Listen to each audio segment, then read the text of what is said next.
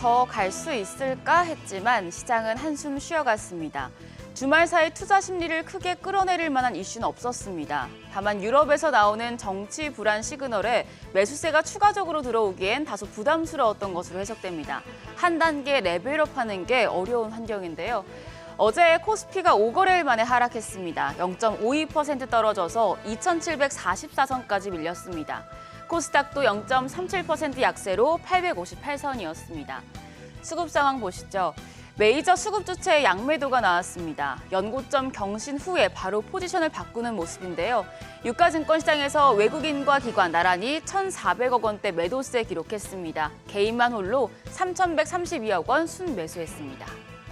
코스닥 시장에서도 기관이 672억 원 매도 우위, 외국인도 60억 원 순매도했는데 외국인 다만 10원의 거래에서 물량을 반영했을 때는 소폭의 매수로 전환이 됐고요. 개인 투자자는 1,608억 원 매수 우위 기록했습니다. 시가총액 상위 종목 마감 상황입니다. 어제 유가증권 시장에서는 자동차주만 달렸습니다. 현대차 인도 법인이 인도 증시 IPO 초안을 제출했다는 소식에 현대차와 기아에 강한 매수세가 들어왔습니다. 현대차 52주 신고가 경신했는데요. 4% 가까이 뛰어서 27만 8,500원, 기아도 5.22% 상승세 시현하며 12만 9,100원이었습니다. SK하이닉스도 0.9% 반등했는데요. 다만 인덱스 차원의 대표 주자인 삼성전자가 1.88% 미끄러지면서 지수에 하방 압력을 줬습니다. 또 LG에너지솔루션과 KB금융 3% 넘게 추가 하락하는 등 나머지 종목들은 약했습니다. 코스닥 시총 상위 종목을 보면 2차 전지단은 약했고 반도체 소부장과 바이오주는 반등했습니다. 알테오젠과 HLB가 1% 내외로 상승을 했고요. 리노공업과 HPSP, 여기 레인보우 로보틱스까지 2% 넘게 시세를 냈습니다. 하지만 에코프로비엠이 0.8%, 에코프로가 2.3% 추가 하락했고 엔캠은 블록딜 소식에 7%대 급락했습니다. 또 클래시스도 차익 실현 매물이 출회되면서 3.8% 약세 기록했습니다. 환율이 오른 점은 전 거래일에 다소 부담이었습니다. 어제 달러 대비 원화는 1원 90전 올라 1,381원 20전에 거래를 마쳤습니다. 다만 역외 환율이 다소 진정되면서 1,378원 70전 선까지 떨어졌기 때문에 오늘 외환 시장 하락 출발할 가능성이 높겠습니다.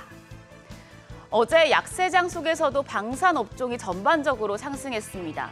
방산주 2분기 들어서 다소 주춤하는 분위기였는데 폴란드와 루마니아와의 방산 협력 소식에 주가가 다시 반응을 했죠.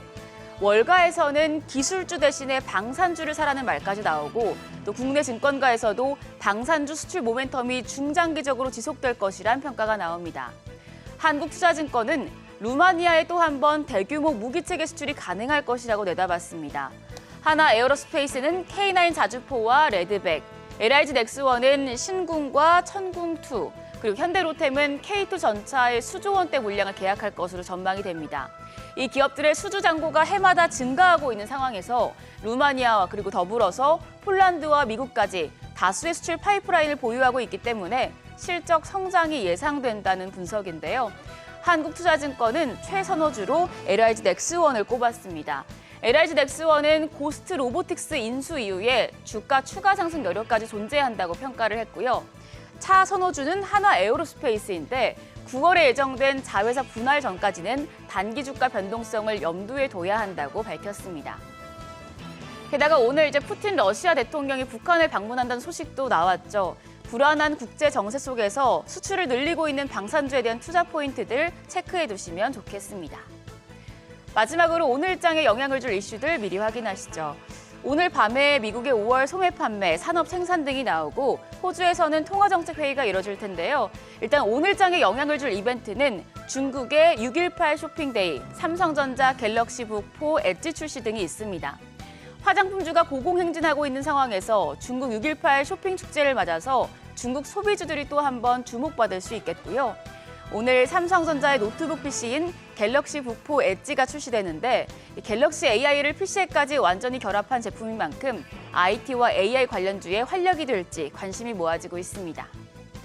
한편 어제 시간의 거래에서는 돼지고기와 화장품주가 좋았습니다.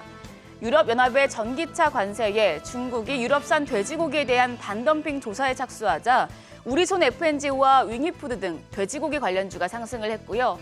화장품주는 사익 실현 매물이 나오는가 싶었지만 시간의 거래에서는 일부 종목들이 다시 강세를 보였습니다.